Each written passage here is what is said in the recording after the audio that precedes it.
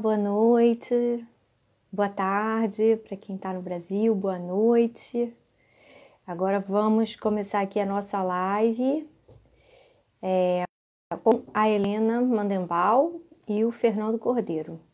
Vou pedir um minutinho que eu vou colocar aqui o nome da nossa live.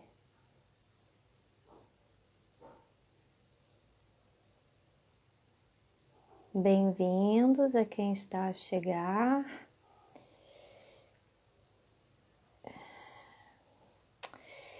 Hoje o Instagram está me dando muitas... Pronto. Olá, Fernando. Olá, Maria Martinho. Vou colocar aqui o nome da nossa live. Um minutinho, peço só um momento.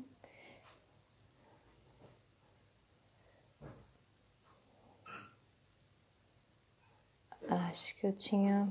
Bom, deixa eu tentar de novo. Um momentinho. Fixar. Não. Oiê, Helena. Não tá rolando, Helena. Helena tá tentando me ensinar, mas não tô conseguindo. Vou aceitar e depois eu aprendo a fazer essa coisa do o comentário. Vamos lá, Helena, você também? Aceitei o Fernando, não aceitei? Olá, Fernando. Tudo Boa bem? noite. Tudo bem contigo? Tudo ótimo. Que alegria estar aqui com vocês de novo. Muita alegria, muito bom esse reencontro. Uma satisfação. Temos, temos muito o que conversar, não é? Vamos lá, né? Vamos lá. Agora eu quero saber da Helena. Cadê ela? Peraí, Ela deixa pôs eu... oiê, eu vi aí. É ela. Deixa eu ver aqui, peraí. Convidei.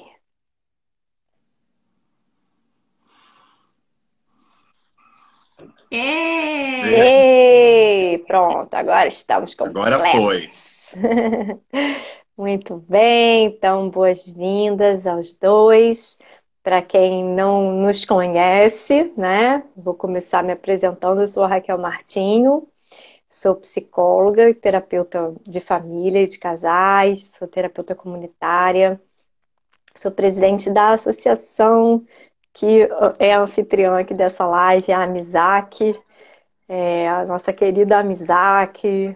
Trabalhamos com saúde ambiental e comunitária, temos nosso projeto que é o Banco de Terapias, e é por isso que nós estamos aqui hoje, né, para falar mais uma vez desses aspectos da família, né, do casal. Já estamos no domínio da coparentalidade e já passamos da fase, né, da separação. O casal aqui já se separou e hoje a gente vai conversar com o Fernando justamente para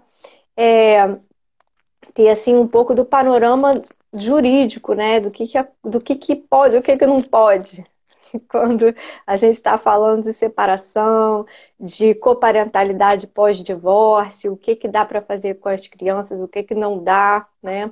E eu e a Helena vamos estar aqui para também trazer um pouco desse olhar sempre sistêmico, né? Que é a nossa abordagem que nos une aqui a todos, e que vai trazer um pouco desse olhar clínico, né? De quem acompanha as famílias que passam por situações como essa. Então, passo a palavra. Pode ser a Helena agora, primeiras damas, Fernando? Claro, claro, não, a passo. gente pode fazer diferente. Primeiro dá os cavalheiros. Mas o que eu queria só falar, só para complementar o que você falou, eu queria dar Uhum. boas-vindas para as pessoas que estão entrando.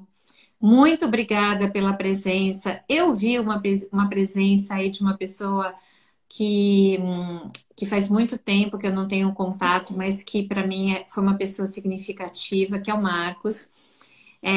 Ele sabe por quê.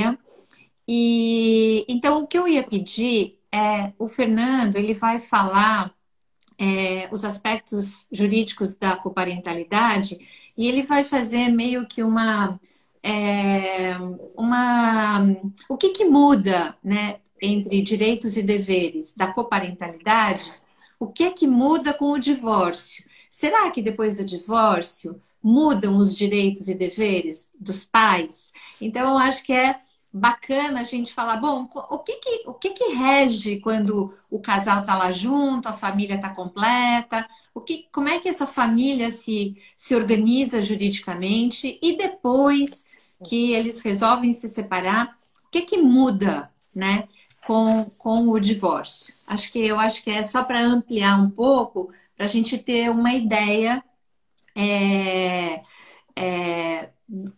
de quando estamos juntos, o que que acontece, e quando nos separamos, o que que acontece. Meu nome é Helena, eu faço parte do banco de terapias da Amizac, como terapeuta de família e casal, junto com a Raquel. O Fernando é o meu parceiraço também nas práticas colaborativas no direito, que é mais uma forma de se abordar conflitos, principalmente o foco maior é na família. Então, nós somos parceiros também aqui em Portugal e damos aula juntos e tal. Então, é um queridaço. E quero dar super boas-vindas para você, Fernando, dizer que é um prazer nosso, Raquel e eu, recebermos você aqui mais uma vez, né? A primeira live foi sensacional, falando de multiparentalidade e hoje sobre os aspectos jurídicos da coparentalidade, né? Então, a palavra é toda tua. Obrigado. Primeiro, boa noite a todos. E como já havia dito anteriormente, é uma alegria estar aqui com vocês, né? É um prazer e poder estar também aqui a serviço e falar um pouco a respeito, né, desses aspectos da coparentalidade, né, no pós-divórcio. E que muitas vezes as pessoas acham que uma coisa é quando o casal ele está unido, né? Eu tenho alguns deveres e tenho algumas obrigações, e quando eu me separo, tenho algumas obrigações, mas nem tanto, né? E a gente sabe que muitas vezes esse nem tanto, e acho que é importante a gente falar isso, né? Claro que aqui a gente vai tratar dos aspectos jurídicos, mas tudo está ligado, né? E muitas vezes a gente acaba condenando aquela pessoa, né? O pai ou a mãe que de repente não está ali disponível naquele momento, né? E se a gente for olhar mais amplo, existe uma dor por trás disso, né? E ela acaba. Nós temos 4 na live, eu já vi o quarto várias vezes. Desculpa interromper, mas Essa hora é a hora dela, desculpa, não consigo. É a família multiespécie que a gente falou aqui. Quer participar? É a Kiki. Deixa rapidinho, boa noite aqui para Patrícia, Paulinho que chegaram, bem-vindos. Então, vamos lá, não se perturbe, ela agora já foi, acho que não volta não. Talvez chegue o outro, tá? Eu ia comentar antes, mas aí eu acabou passando, então por isso eu aproveitei, ela passou para comentar, né? Pois é. Então, e com um olhar mais amplo, a gente vê que muitas vezes não é uma questão de... E que muitas vezes os profissionais do direito, ou mesmo aqueles que estão passando por um conflito, condenam aquela pessoa que não está disponível, que às vezes não paga uma pensão de alimentos, ou que não convive com o filho ou com a filha. E, na verdade, por trás disso tudo, a gente sabe, né, como vocês mesmas disseram anteriormente, somos todos sistêmicos, né? Então a gente tem que olhar muito além disso. Então, quando a gente sabe, né, isso, tanto... Eu vou tentar fazer Fica muito... Primeiro que eu vou tentar falar, como da outra live, numa linguagem mais... Não falar numa linguagem técnica, porque é algo aqui que é informativo, né? Nós não estamos num colóquio aqui, não estamos numa palestra jurídica. Né? E em segundo, bom, também não me ater a artigos, a nada disso. Eu acho que isso não é algo que vai ser valioso para as pessoas que estão aqui. E tentar fazer, de certa forma, como nós estamos aqui também em Portugal, tentar, de alguma maneira, fazer um paralelo em algumas questões. Né? No Brasil, a gente chama de poder familiar. Né? e em Portugal chamamos de responsabilidades parentais. Então é aquilo que, por exemplo, os pais, e isso é somente exercido pelos pais, né? Digamos, é um dever de cuidado, dever de educação, enfim, dever de cuidar daquela criança ou daquele adolescente, né, até ele atingir a maioridade, exceto em caso de emancipação. No Brasil, antigamente, se falava de pátrio poder, né, porque tinha uma ideia antes de que, claro, a gente sabe que o papel da criança, e isso mudou depois do ECA, né, a partir de 1990, e depois com a Constituição Federal, quer dizer, a Constituição Federal antes, em 88, mas com ECA em 90, né, até então a criança ali era praticamente um objeto, né, devia total obediência aos pais, e os pais empregavam, isso aqui todo mundo sabe, né, castigos inclusive físicos, mas isso era uma questão também porque eram outros tempos, né, era o costume, a educação na época era uma educação baseada no castigo, né? E às vezes o castigo físico era muito mais severo.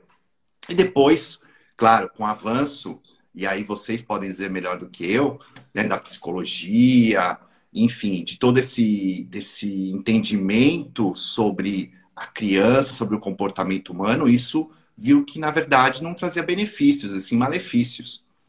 Né? Então, se tinha a ideia de que o pai, né, aquilo que a gente falou na outra live, o pai era o chefe da família, né, e ele que ditava as regras, né, para aquela família, inclusive para a própria mulher. E isso foi mudando ao longo do tempo. Então, se chamava de pátrio poder. A partir de 2002, com o advento do Código Civil brasileiro, começou a se chamar de poder familiar. Tá? Tirando essa ideia de que, na verdade, os pais têm um poder, digamos, né, esse pátrio poder de castigar e de ditar regras, né? E sim, os pais, claro, têm os filhos devem essa obediência aos pais, porém os pais, olhando para os filhos, educando os filhos, né, buscando o desenvolvimento dos mesmos. Né? Então, mudou-se essa ideia do pai como papel central e que ele que rege a família, para que juntos, tanto o pai quanto a mãe, ou seja, tanto o pai quanto a mãe, eles, né, buscarem uma educação melhor, um desenvolvimento melhor daquela criança. Tá? Então, isso, durante a constância do matrimônio, ou da união estável, ou da convivência, isso sempre é mais ou menos que, sempre com alguns atritos, mas sempre que mais ou menos que pacífico. Né? A questão é quando tem um rompimento da relação conjugal. Né? O pátrio, digamos, o poder familiar ou as responsabilidades parentais, elas continuam as mesmas. E o que compreende isso é importante falar também, esse poder familiar, né? Então, a educação, os alimentos, né? Ou seja, dar alimentos para o filho, a guarda compreende, também está dentro desse rol aí do poder familiar, autorização, por exemplo, né, para mudança de município do filho, a educação, autorização para viagem ao exterior, tudo isso faz parte desse rol, né? Que só se perde, como eu disse, ou com a emancipação, ou, por exemplo, em casos de que o pai ou a mãe comete um crime, né? No Brasil, se eu não me engano, é um crime de natureza pública, com pena superior a 2 anos. Aí se suspende o poder familiar. Então, nesse caso, só aquele progenitor ou genitor que está em liberdade, ele que vai exercer o poder familiar. Isso é inerente aos pais, ao divórcio. Quando há o divórcio ou há o rompimento da relação conjugal, o poder familiar ou as responsabilidades responsabilidades parentais, elas continuam existindo normalmente. A questão é, um dos filhos, e aí a gente sabe quais são as dinâmicas que acabam acontecendo, o filho vai morar ou com o pai ou com a mãe. Vou falar no caso brasileiro primeiro, né? Ou com o pai ou com a mãe. Geralmente é assim que se estabelece no Brasil, né? Então, a criança ela tem uma residência fixa, vai ficar com um guardião, mas que não se confunde com a guarda. É um guardião, ou seja, aquela criança ela vai viver naquela residência ou do pai ou da mãe. Porém, a guarda, e isso a partir de 2012, isso está em lei no Brasil, né? A guarda é compartilhada. Então, não importa o conflito que os pais têm em relação ao divórcio, a bens, isso não importa. A guarda, ela é compartilhada.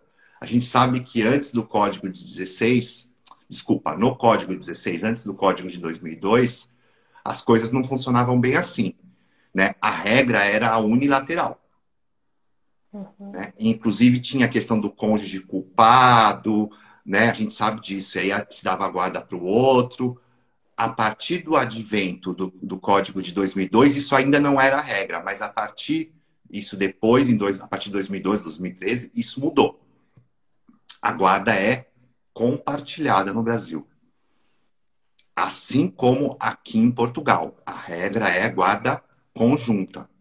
Aqui se fala guarda conjunta. Então, o que seria a guarda conjunta ou compartilhada? Ambos os progenitores, ambos os genitores, né, vão ter que decidir sobre a educação, sobre a saúde, sobre atividades extracurriculares daquela criança. Né? E o que acontece? É aí que vem os conflitos. Ou sobre a religião também, né? Que se fala no Código Português. Fer, eu acho bem interessante a gente até fazer uma diferença entre escolaridade e educação. Porque a escolaridade, ela diz muito sobre que escola vai estudar, se vai ser numa escola paga ou pública, se vai ser linha Montessori ou qualquer outra. Então, a gente está falando isso de escolaridade. Quando você fala educação, é o geral. uma coisa muito ampla, Ampla. né? A educação, ela está falando sobre a orientação do filho na vida, né? Quer dizer, quais são os princípios, os valores, os norteadores, né, do comportamento desses filhos. E isso, tanto casado quanto separado, vai dizer muito sobre aquilo que esse par construiu ao longo da convivência deles, né? Exato. E muito disso, o que acaba acontecendo, né? Muitas vezes isso entra em conflito, né? A gente sabe disso, né? Essa questão, digamos, da escolaridade e às vezes até esse norteador que você falou, da educação mesmo, né? Porque muitas vezes um dos progenitores se casa, tem um outro relacionamento, digamos, a visão de mundo dele também muda, né? E às vezes ele quer um outro tipo de educação para aquela criança. E aí, às vezes, isso gera conflitos, né? Conflitos entre os pais daquela criança. E a gente sabe que às vezes as coisas são mínimas, né? Isso da educação é o macro, né? Mas da escolaridade, às vezes, é o mínimo. É o que você falou, o tipo de escola, a localização da escola, né? E que, às vezes, a falta, e isso eu falo da minha experiência como advogado, a falta de diálogo, os ruídos que tem na comunicação dificultam muito, muito. Às vezes a gente vê que se a sintonia fosse, digamos, afinada na comunicação, as coisas se resolveriam, né? Porque às vezes é uma palavra que um diz para o outro, é um modo. E agora que a gente tem os WhatsApp da vida, escreve de uma forma, aí depois a pessoa fala, mas eu não quis dizer isso, mas o outro olha sob o prisma do outro, o outro lendo isso aqui, vai entender uma outra coisa. E aí, a partir disso, ele se sente excluído, ele se sente desqualificado. E aí ele fala, bom, então agora eu não quero mais dessa forma, eu quero da forma que eu acho que é melhor e ponto. E aí onde começam os conflitos, né? Então eu estava falando da guarda, questão dos alimentos, né? Que isso também é fixado a partir do momento que há um, digamos, um divórcio, né? É também fixado depois que há esse rompimento da relação conjugal, a questão dos alimentos, eles também são fixados. E, e além dos alimentos, tem as questões muitas vezes também, que aí faz parte da educação, as atividades extracurriculares, né? A questão da convivência, isso é muito importante. E lembrando, né, até daquela campanha que a OAB São Paulo fez do ano passado para cá, né, do filho que não é visita. O filho não é visita. E eu achei isso espetacular. Espetacular essa iniciativa da OAB São Paulo de ter feito essa campanha ano passado, e ela continua, porque é essa a ideia. Não é, o filho não vai lá para o pai ou a mãe simplesmente levar num parquinho, levar no fast food, fazer carinhozinho e tchau. Não é isso. É conviver. E o conviver, muitas vezes tem, né, na família que ele está ali, do pai ou da mãe, que ele não vive né, no dia a dia, não reside, é vir com ônus e com bônus. Então, às vezes, o progenitor pelo qual a criança convive não, reside, muitas vezes também tem receio de liberar o filho para aquele outro progenitor que ele está convivendo por essa questão. Falar, mas ele ou ela está com um atual marido, uma atual mulher que tem né, que tem outros costumes, né, e que tem um outro tipo de visão de mundo e que eu não concordo. Só que essa é a nova configuração familiar que o pai ou a mãe está construindo. E o filho faz parte dessa configuração familiar, né? Então, às vezes a gente tem que, no caso dos nossos clientes, a gente tem que mostrar isso também, né? De alguma forma levar ele a olhar para essas questões que fazem parte do desenvolvimento da criança, né? Porque o pai ou a mãe tá com um companheiro ou com uma companheira, e essa é a nova configuração dele. Então, assim, é convivência, sim. É conviver com essa nova realidade. E as crianças, né? Muitas vezes os pais subestimam que as crianças não vão conseguir porque estão acostumados aqui comigo, né? E a gente subestima, porque a criança ela se adapta, né? A criança ela vai se adaptando à nova realidade. Claro que muitas vezes tem impactos. O divórcio nunca é fácil, porque os filhos sempre querem que os pais estejam juntos, porém é a nova realidade dela, né? Então, atualmente não se fala mais em visitação, em sim em convivência. É importante também a gente olhar nessa questão da convivência e onde também eu vejo que... E eu estou trazendo questões aqui, e aí vocês vão me perguntando, tá? Mas os atritos que eu vejo no dia a dia, que eu acho que isso é importante, porque esses atritos que eu vejo no dia a dia profissional são os atritos que muitas pessoas às vezes estão passando, né? Que podem estar aqui E que a gente vê nos consultórios, a Exato. gente também, né? A gente vê nas mediações de conflitos, nas terapias de casal, nas terapias de família, nas terapias individuais. Eu acho que essas questões, elas afloram para todos os lados, né? Mas aí, fala aí. O que você Então, Eu posso fazer uma pergunta, aproveitar e dar um exemplo e te fazer uma pergunta, Fernando, sobre uma desses constrangimentos, né, que pode dar um problema sério, né, que é, por exemplo, é, essa família recomposta. Então, vem a mãe com seus dois filhos, vamos dizer, sei lá, um de 11 e um de 7. Né? E vem o pai com o seu filho também de 11, né? Dois meninos de 11 que pela arrumação da casa vão ter o mesmo quarto, vamos supor, né? e tem hábitos completamente diferentes, tem interesses, tem amigos, tem personalidades completamente diferentes e vão chocar. Em vez de serem, né, meu chapa, meu amigo de 11 anos, mesma idade que eu, não, né? É outra pessoa de um mundo, de uma criação completamente diferente no meu quarto. E aí, na hora que vai cada um para casa, né? No caso, esse que é o filho do pai, por exemplo, que tá ali, volta para casa da sua mãe na semana dela e chega lá e a mãe naturalmente percebe, puxa e conversa e fica claro que o menino não está gostando de ir para casa do pai. E de repente uma mãe que não tem muita lida, não tem muito jeito, já está farta de conversar com o pai, já não consegue mais se comunicar com o pai, decide tomar uma decisão radical e então você não vai mais para casa do seu pai. Eu tenho um motivo palpável, tenho uma razão e ninguém vai me obrigar e ninguém vai te obrigar também a ir para casa do seu pai. Até que ponto ela tem esse direito? Como é que esse pai pode se defender? Quais são, né, os aspectos legais aí, jurídicos que a Uhum. gente pode Bom, recorrer?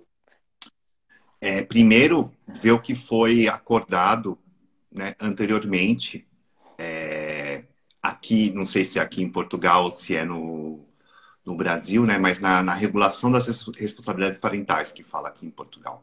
Uhum. Então, foi regulamentado que esse filho vai residir com o pai?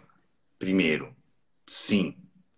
A mãe, ela não pode descumprir aquilo que está num acordo. Ela não pode simplesmente chegar e falar assim: ah, não, então agora você não vai mais para casa do seu pai. Não é assim. Então, o que ela tem que fazer? Entrar com uma ação competente, pedindo e demonstrando que isso. E é importante você ter falado isso, porque eu não falei algo muito importante.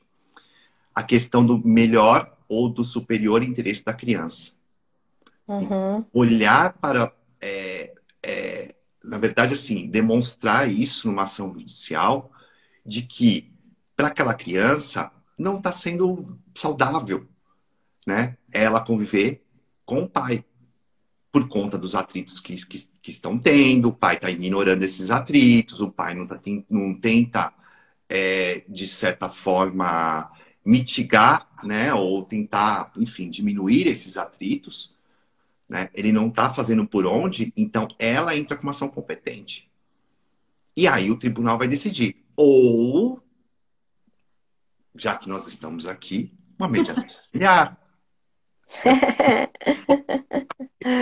Litigioso. Yes! Mediação familiar, eu acho que a mediação. Eu vou dizer uma coisa, eu sou super fã da mediação familiar. Por quê? São os ruídos. Então, vamos explicar o que é mediação, né?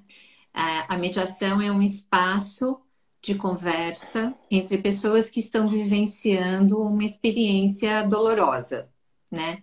Igual a conflito. E então, o mediador que é capacitado, né, que fez o curso de capacitação e várias outras coisas, porque a gente precisa estar se renovando dia após dia. E, aliás, eu quero dar boas-vindas para minha teacher, com a qual eu estou aprendendo muito, Raquel. Tenho falado para outra Raquel que está aqui sobre o seu trabalho, que fala, o trabalho da Raquel que entrou, ela fala da teoria do afeto, que eu estava falando com você, Fernando. Né? Exato. E que eu vou ter que falar sobre os aspectos jurídicos do afeto, né? Desculpa, é teoria do apego, não é teoria do afeto. Teoria do apego. Eu fiquei emocionada que ela entrou. E aí, então, a mediação, ela vai ser esse espaço oportunizando para aquelas pessoas que estão vivendo aquela experiência, eles possam, meio que, aspas, dar um pause para se escutar, né? Mas sem escutar do lugar de que eu preciso justificar, ou que eu preciso me defender, ou ainda que eu preciso fazer o que o outro quer. Então, é um espaço onde não tem revólver na cabeça. É um espaço de segurança, onde eu posso me abrir, posso dizer as minhas dores, posso fazer com que o outro escute. E o mediador é aquele que vai fazendo essa ponte, ele vai fazendo essa conexão.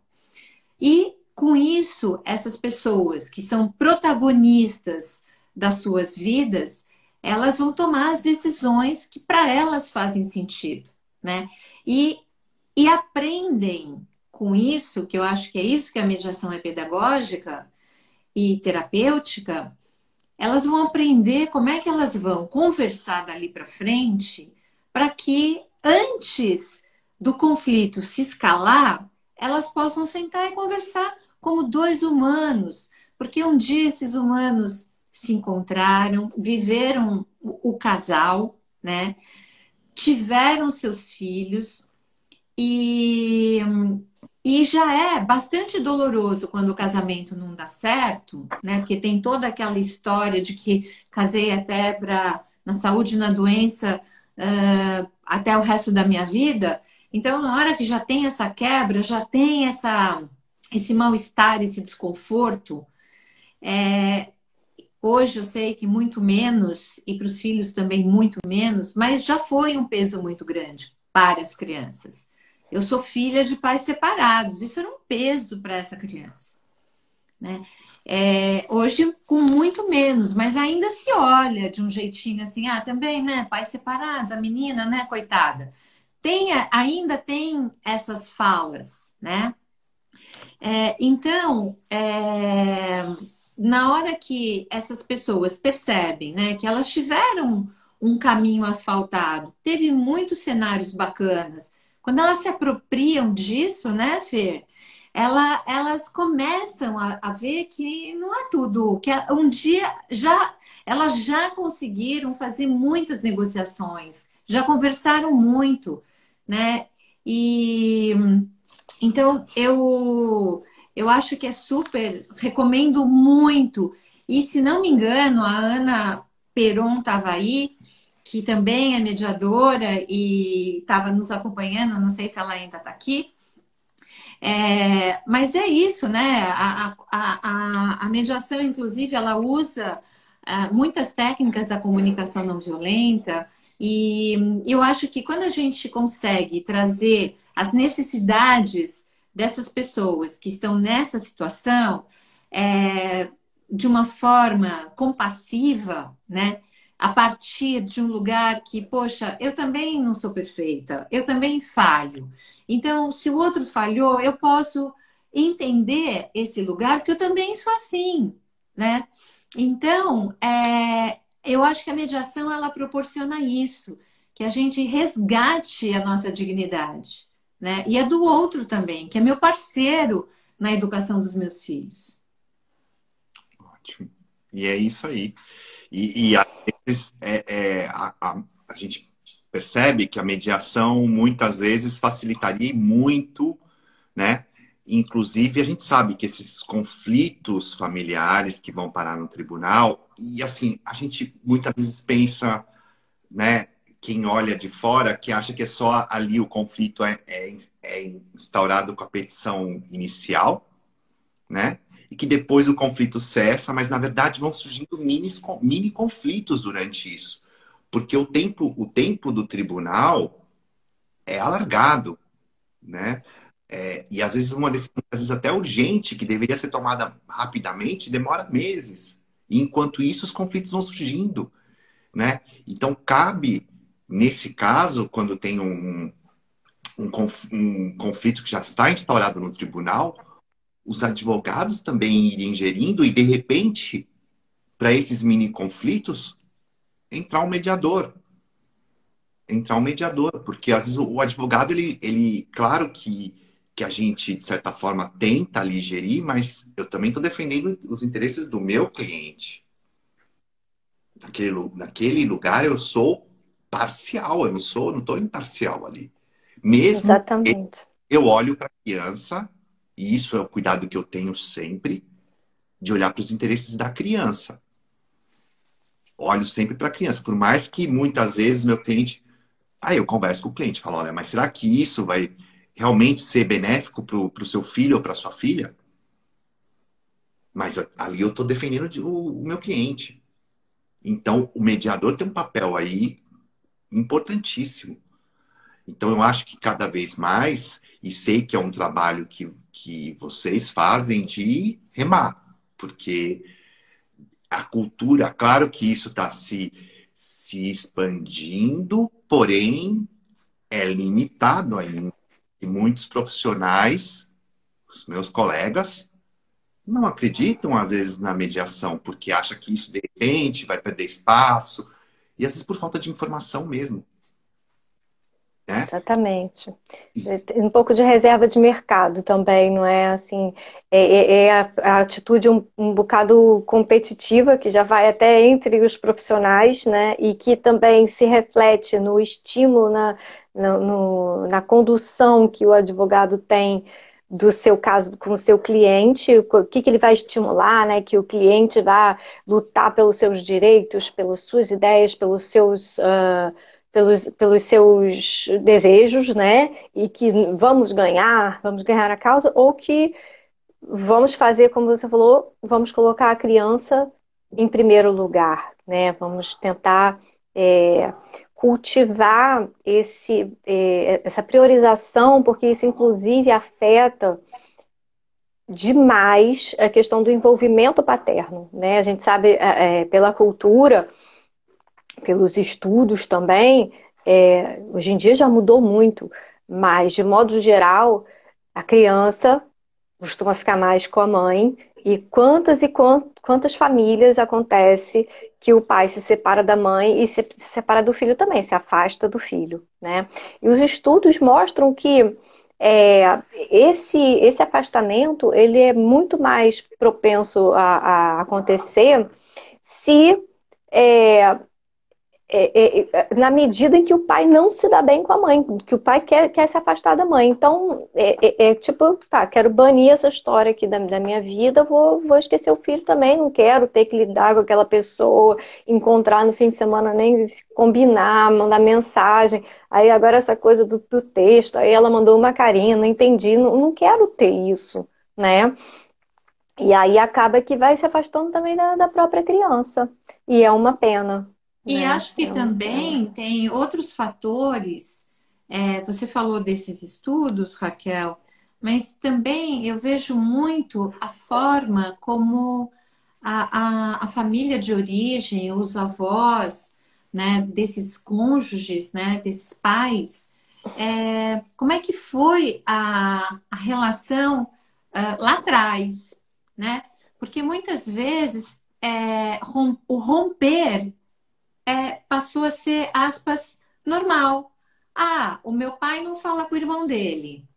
Eu não falo mais com o Uhum. meu primo. Isso é já uma coisa ok na minha família.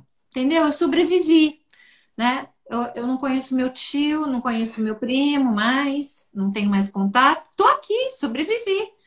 Então passa a ser uma coisa assim normalizada, né? O rompimento, né? Então, e também, a gente estava falando dos advogados, durante a minha trajetória na mediação, eu percebi muitas vezes, quando o advogado entrava assim na mediação, assim, de sola mesmo, assim, tipo, olha, não tem conversa, não tem acordo, tal, eu buscava esse advogado como meu parceiro, porque atrás daquele sujeito que dizia não tem acordo, olha, não sei o que, tal, tem uma dor ali. Eu não sei qual é a história dele, eu não sei a história passada dele, dos avós dele, dos pais dele, inclusive, né? E muitas vezes normalizou, né? Então, assim, sabe o quê? A mulher que se lixe, ou o pai que se lixe, o marido que se lixe, entendeu? Eu vou trabalhar, vou ganhar meu dinheiro, vou sustentar a minha família. Então fica uma coisa muito no seu umbigo, né? Centralizada, né? Nos E, meus interesses. Dane-se vocês dois aí, dê vocês que se matem. e quando um dos dois se casa novamente, também existem os casos em que esse que se casou se sente mais empoderado, né? Assim, o vencedor da história, o que conseguiu dar a volta por cima e o que tem mais poder para decidir, né? Então, coisas muito simples e complexas, como, por exemplo, a moradia, né? Então, eu agora me casei e estou com a guarda dos meus filhos, mas o meu marido vai, se calhar, trabalhar em outra cidade e nós vamos, né? Quem vai me impedir? Sou eu que estou com a guarda, vai aos fins de semana, ou mesmo que tenha guarda. Isso é uma pergunta. É, Até que é bem assim, ponto a pessoa pode se mudar se tiver guarda partilhada? Não pode se não, mudar. não Não pode. pode. Do outro, para você mudar de município, Uhum, mudar de estado ou mudar de país, precisa ter anuência do outro progenitor. Isso não pode, uhum. não pode. Aí está violando esse poder familiar que a gente estava falando, né? Até que idade, Fernando? Até que idade da criança ou do adolescente?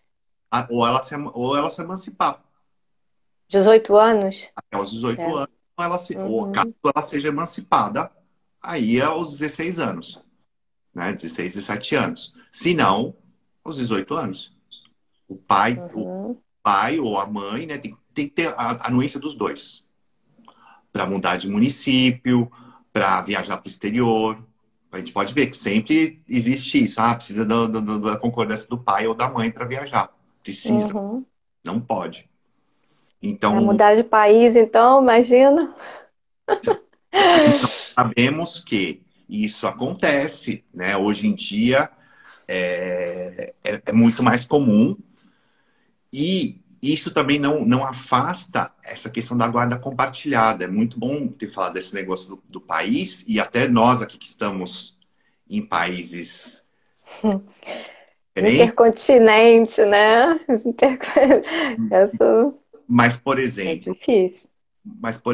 uma família, né, que se divorcia e de repente, não sei, o pai vai morar, vem, por exemplo, a Portugal, ou vice-versa, né? A mãe com os filhos vem para Portugal e o pai fica.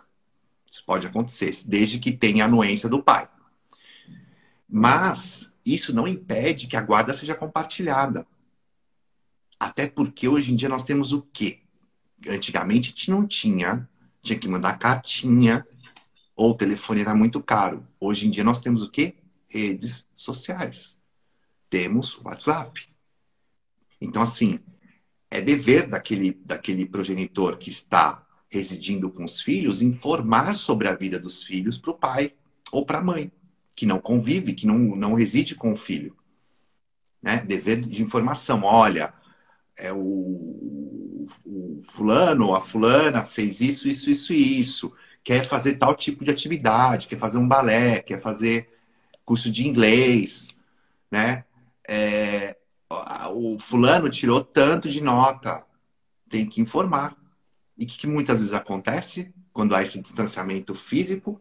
Não informa, mesmo sendo a guarda compartilhada. Porque agora mora distante, por que eu vou informar? E isso, essas questões todas, faz com que aquilo que até a Helena falou, mais ou menos, ela se referiu. O pai ou a mãe que não está sendo informado se sente o quê? Excluído. Então, para que eu vou pagar? Para que eu vou me aproximar? Para que eu vou.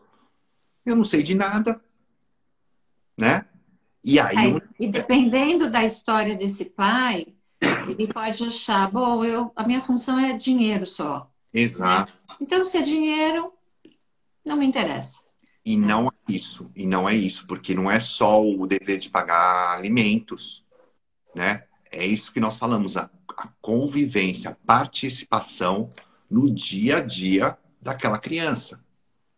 Então, Fer, do jeito que você está falando, eu acho que é importante a gente falar que eu acho que o advogado que tem essa consciência da importância, né, da presença desses pais na vida das crianças e que esses pais tenham um sentido comum de orientação para esses filhos.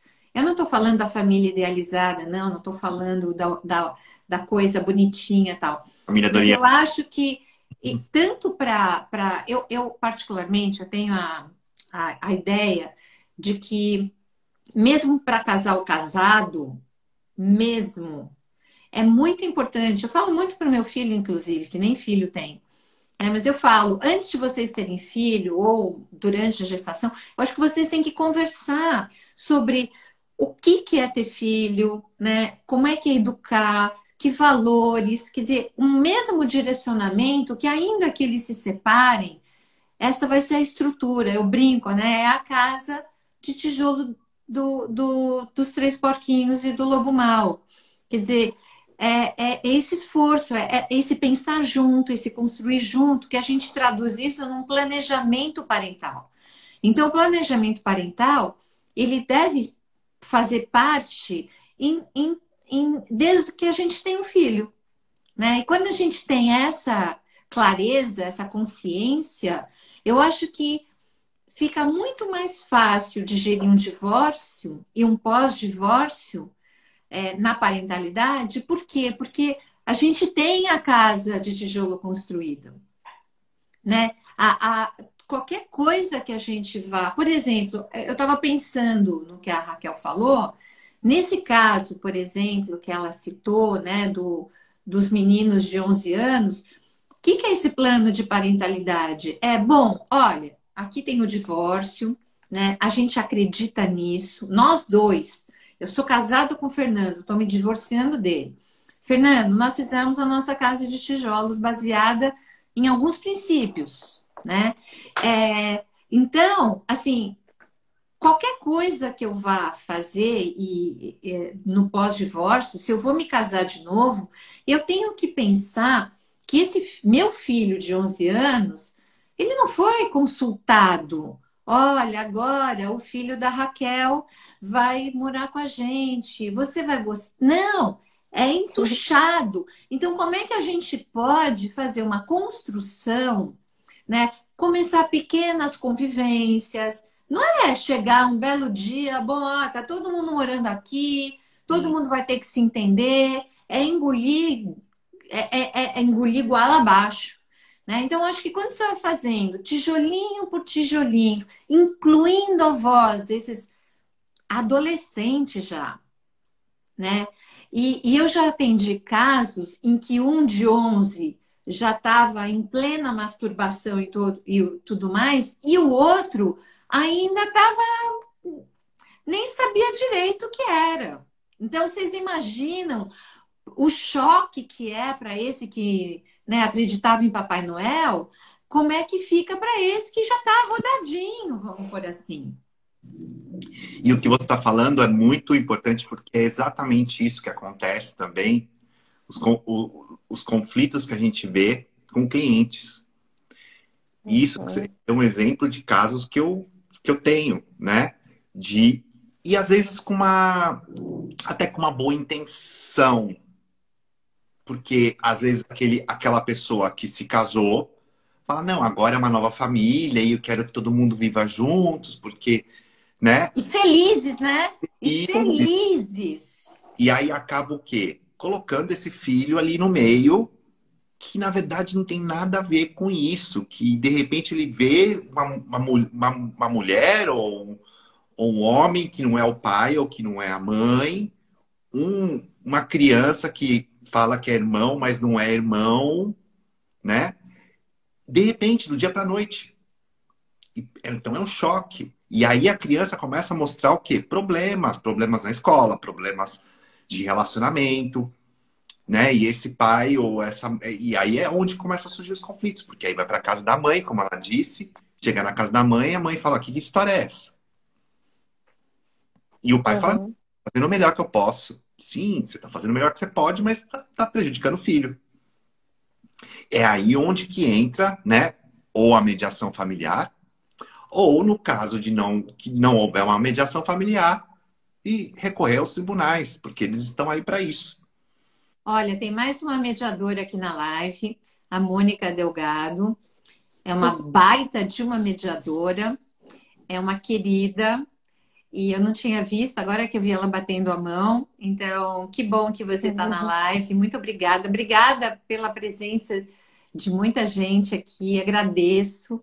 É, eu acho que é isso que você falou, Fernando, eu acho muito importante, porque é claro que quando a gente se une a uma outra pessoa, é, e pensando, né, na casa de tijolo, e se realmente eu coloco, não eu até hoje eu estava estudando para minha aula de amanhã e tem um livro que diz que as crianças francesas, uma coisa assim, crianças francesas não têm birra. E é muito interessante, não lembro se é esse o título, mas é mais ou menos isso. Mas na cultura francesa, a criança não é o centro da casa, não é o centro do universo. Na nossa cultura, na cultura brasileira, a criança, ela hoje em dia ela é colocada no centro. Às vezes a gente muda os móveis, tira os enfeites, tudo porque a criança está lá, né? Na França, esse livro mostra que a criança tem o espaço dela, né? Então ela não é o centro da casa.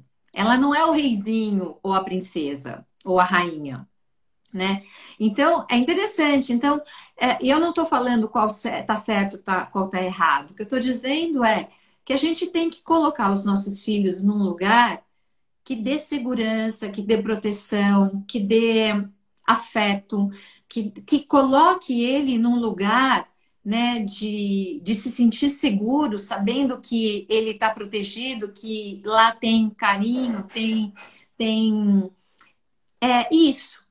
Quando a gente olha para isso, a gente vai fazer o nosso melhor. Se nós formos casar de novo, a gente vai organizar de uma forma que minimize essa insegurança, essa desproteção, né? Então, eu acho que é isso. Agora, se eu também, em vez de dar o devido valor a esse planejamento, eu só me olho para mim, então dane-se, vai ter que acostumar mesmo. A vida não é fácil, vai ter que ralar como eu ralei. Quer dizer, vem essas falas assim do tipo, vivi aquele inferno de casamento, agora que eu estou no meu paraíso, vai ser do meu jeito. Quer dizer, né? Vai para outro lugar, né? O que nós E estamos aí o falando. pai, só para não perder o teu gancho, Helena, nessa o pai excluído, né, o tal do inferno do casamento, o pai excluído, acaba voltando, né? A gente sabe que pelas compensações mesmo do sistema, acaba existindo um motivo, geralmente com o bode expiatório, que é a criança que começa a dar problema, né?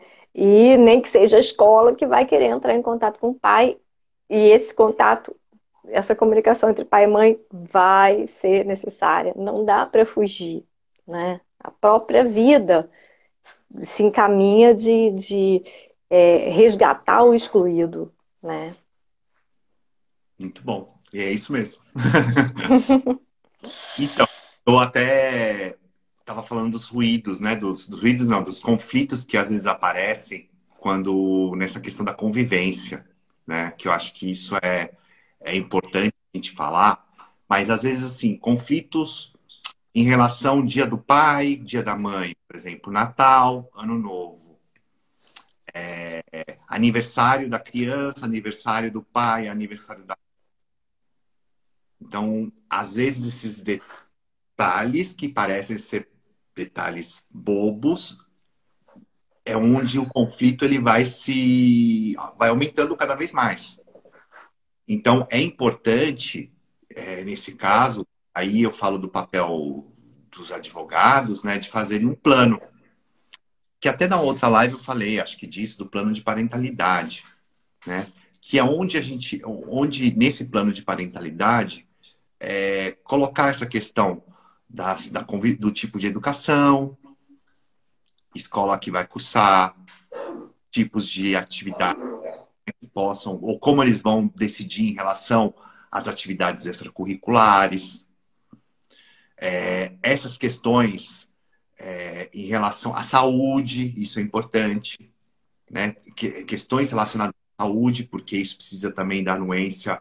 Os dois têm que conversar, têm que entrar num acordo em relação a questões de saúde da criança. Claro que, excepcionalmente, isso, a gente está falando de guarda compartilhada, guarda conjunta. Quando a criança reside com um dos progenitores, claro que se há uma urgência, né, algum assunto urgente, ele pode tomar uma decisão sem consultar o outro. Uma questão de saúde, por exemplo. A criança teve um acidente, ele tem que decidir, por exemplo, né? Mas essas questões de saúde do dia a dia, a questão do médico, a questão das consultas médicas, Vacina, né? e eu tenho casos, por exemplo, que tem conflitos Exato. em relação ao tipo de tratamento, mas tratamento corriqueiro, não é tratamento, mas tratamento corriqueiro. O médico que vai levar, o hospital que vai levar, quem que vai levar, tudo isso são conflitos que vão surgindo, isso ao longo, às vezes, de um processo judicial, né? Ou numa negociação mesmo, né? Entre aspas, num acordo, uma tentativa de acordo. Então, definir, por exemplo, de maneira equilibrada essas datas festivas, por exemplo, né? Em que ano vai ficar com o pai, em que ano que vai ficar com a mãe. Todas essas são questões que o advogado, né, tem que, de certa forma, nesse caso, ser um gestor de conflitos e ter um olhar ampliado em relação ao conflito. E por isso que às vezes eu falo e pode ser não maldade que eu vou falar, mas a gente percebe quando um advogado está acostumado com famílias, porque é diferente a postura também, né? Às vezes, assim, sabe essa coisa do A, do A, do A, do cada um no seu quadrado? Às vezes é isso. Porque um advogado de família, ele vai saber conduzir. E às vezes um advogado que, por mais que tenha um conhecimento técnico, ele não tem esse feeling. Porque não lida com isso no dia a dia. Né? Então, são todas essas questões que acabam surgindo nesse pós-divórcio, depois do período do divórcio, e que pode trazer uma convivência harmônica, isso eu digo do aspecto de vista jurídico, esse plano de parentalidade bem feito, né, pode, de certa forma, atenuar os conflitos. E sempre vão surgir algumas questões, e aí cabe também a questão desse afinamento do diálogo, porque questões elas sempre vão surgir. Porque hoje eu defino escola X, uma escola, de repente, de educação bilíngue. Amanhã pode que, não, acho que é melhor fazer trilíngue, ou não fazer bilíngue, fazer outro tipo de escola. E as questões surgem novamente. Então, se não existe esse diálogo, fica difícil. E aí o que eu falo para os clientes, né? Tem que diferenciar a relação conjugal da relação parental. Essa relação parental, ela é eterna. Não é nem até os 18 anos, é eterna, porque depois esse filho vai casar, vai ter que encontrar no casamento. Esse filho vai ter netos, vai ter que encontrar na maternidade. Ou depois, quando for festinha da criança, vai ter que encontrar. É eterno isso. Então, Não assim, existe ex-pai e ex-filho, né? não Não existe. existe. Não existe. E há esse diálogo desde agora, desde já, né? E saber, quando for fazer esse plano de parentalidade para dirimir os conflitos, principalmente quando a criança é menor, muitas vezes menor que eu quero dizer 6, 8 anos, é muito mais fácil, né? Quando a criança atinge 14, 15 anos, ela também começa a ter a vontade própria e ela tem que ser ouvida. A partir dos 12 anos, ela tem que ser ouvida, a criança tem que ser ouvida. E isso é muito importante também a gente falar isso. A audição da criança, né? Porque ela tem vontade própria, ela é um sujeito. Então não é simplesmente aquilo que a Helena falou, né? Agora você vai ter que conviver em ponto. Eu decido essa educação. Não, ela tem que ser ouvida. Claro que ela não tem a última palavra, mas ela tem que ser ouvida. E às vezes a criança muda de opinião, vira adolescente, quer estudar numa outra escola e quer, né, quer ter outro tipo de educação, fazer uma atividade extracurricular quando ela tinha 6, 8 anos, que quando ela tem 14, 15, ela não quer fazer mais. E aí tem um outro, e por isso que é importante a convivência. Que aí você tem um pai que somente provê e não sabe de nada disso, e aí ele vai falar, não, mas o fulano, a fulana tem que continuar fazendo karatê, ou natação, ou tem que estudar na escola X ou YZ. Mas não convive. Como que vai saber? Como que ele sabe o que é o melhor para a criança? Será que realmente estão atendendo o melhor interesse da criança? Ou o superior interesse da criança? Então são questões Muito. que tem que olhar, né? E que os profissionais do direito têm que ter uma formação, têm que ter um tato, um cuidado, uma sensibilidade para, de certa forma, tentar gerir esses conflitos, ajudar essas partes a gerirem o conflito. Não é simplesmente tratar as pessoas como um processo. Eu não vou falar nem de papel, porque hoje em dia não é mais nada em papel. Mas é isso, a ideia é como um arquivo de PDF, pronto. Uma causa a ser ganha, né? Isso aqui é duro, né? Meu cliente é uma causa que eu tenho que ganhar, né? E às vezes o interesse da criança, né? O bem-estar da família toda não. É que no final do dia, quando eu ganho um processo, isso está falando de mim, né? Está atendendo aos meus interesses, ao meu ego. É, E, e é muito comum quando eu conversava com os meus colegas que trabalhavam com família, como eu, é, era muito assim, do tipo, Helena, uma andorinha não faz verão, entendeu? Você está querendo mudar um sistema aí e que não vai ser por aí. E eu falava, bom, eu vou continuando fazendo o meu caminho, a minha parte, entendeu? Se outras pessoas vão se juntando e a gente vai engrossando, a gente vai ficando mais forte e podendo trazer uma humanidade, né? Aquilo que eu acredito. Por isso que não foi à toa que eu fui estudar mediação e depois fui fazer a minha formação em terapia de família e casal. Porque, de fato, eu acredito no humano e acredito na humanidade, na compaixão e também acredito que a gente um dia vai cair a ficha de que nós não somos perfeitos, né? E é aquilo lá que já se falava na Bíblia, né? Quer dizer, você começa a ver o cisco no olho do outro quando tem uma viga no teu. Então, se a gente ter essa consciência, né, de que nós não somos melhores que ninguém e trazer isso para a nossa vida particular e na nossa vida profissional com os nossos parceiros, nossos clientes, os mediadores, enfim, qualquer contexto que você esteja, ou mesmo no consultório, né? Que a gente consiga, fazendo isso, ser mais humanos, né? Quer dizer, a gente já tem uma violência estrutural. Ainda hoje, a gente percebe, eu estava atendendo uma família e elas estavam me contando que dentro do condomínio dessa família, os meninos de 13 anos provocam as meninas de 13 anos. Assim, no machismo, nós estamos falando de 13 anos, gente. Nós estamos falando que o machismo ainda está aí. Claro. Meninos de 13 anos passando a mão na bunda das meninas de 13 anos. Porque se acham no direito. Eu tenho o poder. Você é a submissa. Né?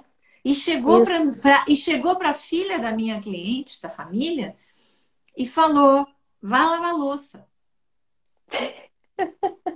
Então, assim, gente, assim, quando eu escuto isso, não dá nem para sentir dor de barriga, até como mulher. Não só como profissional, mas como mulher.